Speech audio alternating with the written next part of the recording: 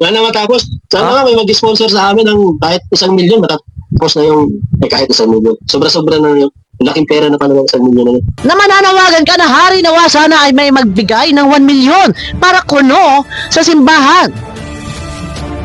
Pakapala na ba talaga ng mukha? Wala na kayong hiya, lantaran ang pananawagan na hari nawa sana ay may magbigay ng 1,000,000 para kuno sa simbahan. Oh my God, yan na. Talagang hindi po natin mapipigilan yung pag-alma, yung panggigigil ni Ma'am Bopil sa panawagan ni Sir Red Saint. 1,000,000 pesos? Aba ay napakalaki po talaga para sa simbahan. Totoo ba to? Ayon nga po kay Ma'am Bopil, donation ba ito o content? Ano ba talaga yung totoo? Ayan, yan po yung ating mainit na pag-uusapan sa oras na ito. So, magandang araw guys mga kalingap. Isang mainit na usapin yung atin pong pag-uusapan. Trending na usapin na naman po mula kay Red Saint at ito nga po ay pinag-uusapan sa kalingap at ilang mga reaktor na nga po ang nagbibigay ng reaksyon patungkol nga po dito. At isa na nga po dito guys mga kalingap, si Ma'am Bopil na talagang inalmaan at sinabong mabuti itong mga pakana ni Sir Red Saint. Ayan, grabe, di ba? At talagang kilala naman po natin si Ma'am Bopil na kapag ka hindi nga po maganda hindi nga po niya titigilan hanggat hindi nga po nabibigyan ng linaw yung mga hindi ka nais na pakana. Lalo pa nga po at ito ay nagbibigay ng kahihiyan, ito po talaga yung kinaayawan ni Ma'am Bopil. So, totoo nga ba ang balitang may umabot sa 1,000,000 pesos ang hinahangad ni Red Saint mula sa mga sponsor para tumulong o mag-donate para sa isang simbahan? Ano nga ba ang buong kwento sa likod nito? At syempre, marami nga pong mga viewers ang nagtatanong kung ito ba ay simpleng pagtulong lamang o may iba pang dahilan na hindi pa po nalilinaw. Aba ay napakalaking halaga naman po nito, di ba? Para obligahin ng Team Guapa ni Red Saint at ni Mang Iking ang mga sponsor, di ba? Ang tanong po natin dito guys mga kalingap may papatos ba sa mga butihin po nilang mga sponsor? Ano sa tingin nyo guys mga kalingap, matutupad ba yung gustong mangyari na hinahangad ni Red Saint? Parang dun sa kanila pong mga sinasabi, parang inuobliga na po nila yung mga sponsor kasi nga 'di ba?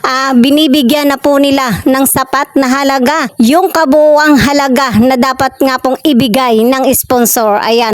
Baka ito na nga po yung motibo ng Team Guapa ni Mang Iking at ni Red Saint na kumbaga kung gaano po kalakas ang Team Guapa sa mga sponsor at simbahan pa nga po ang kanilang napili.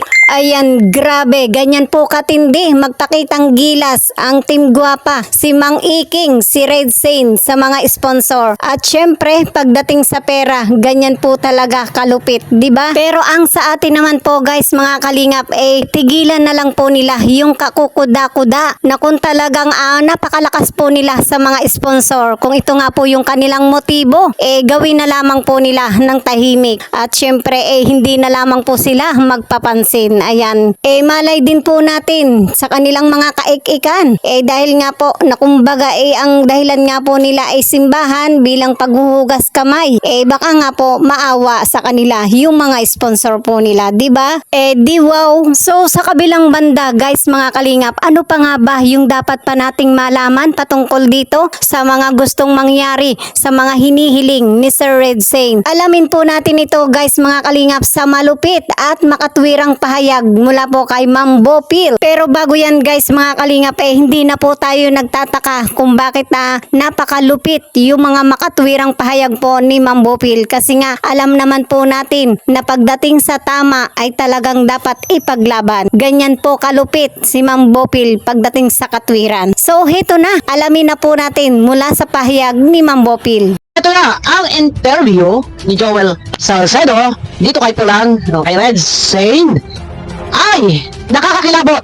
Shout out sa mga viewers, sa mga sponsor.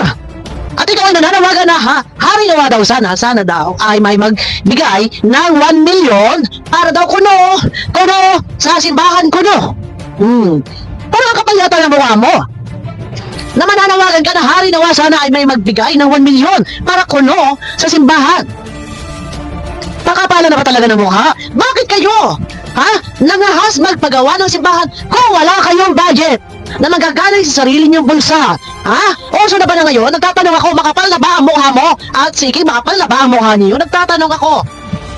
Dahil wala na kayong hiya, lantaran ang pananawagan na hari nawa sana ay may magbigay ng 1 million para kuno sa simbahan. Eh, kung hindi, Salamat sa inyo lahat. Pinasalamatan ang mga kung sino mang mga tungaw na naniniwala sa kanila. Ha? Ano? Ang mukha natin? Uso na ba talaga ang pakapalan na lang ba talaga tayo ng mukha? Ha? Bakit ganito ang sinasabi mo dito? Bakit kayo nangahas? Na magpagawa ng simbahan na wala kayong ambag man lamang. Ay, may ambag ba kayo? Natatanong ako. Baka naman meron. Ha? Ay, wala kayong nababanggit. kahit 1 million, matatapos na yung kahit 1 million. So, Makapala mo ka mo! Sana may mag-sponsor kahit 1 million. Totoo. Ang akin lang dito, nangahas kayo magpagawa ng simbahan. Ngayon, wala kayong budget. Tapos ngayon, mananawagan ka na sana may magbigay ng 1 million. sobra na yun. Laking pera na pala ng 1 million. Ulit muna, ulit ha, ulit. Okay ha, pakinggan. Tapos, Hmm. wala naman tapos. Sana nga may mag-sponsor sa amin ng kahit 1 million, Kahit 1 million, tapos na yung kahit 1 million. Sobra na yun. Laking pera na pala ng 1 million. kahit 1 million. Pero sobrang daw, malaki daw ang 1 million, okay? May mag-sponsor doon na ganun kalaking halaga para Sana may mag-sponsor ng ganong kalaking halaga para matapos tapos na yung simbahan doon. ang simbahan. Nagpresyo ka talaga ng 1 million. Nakakahiya.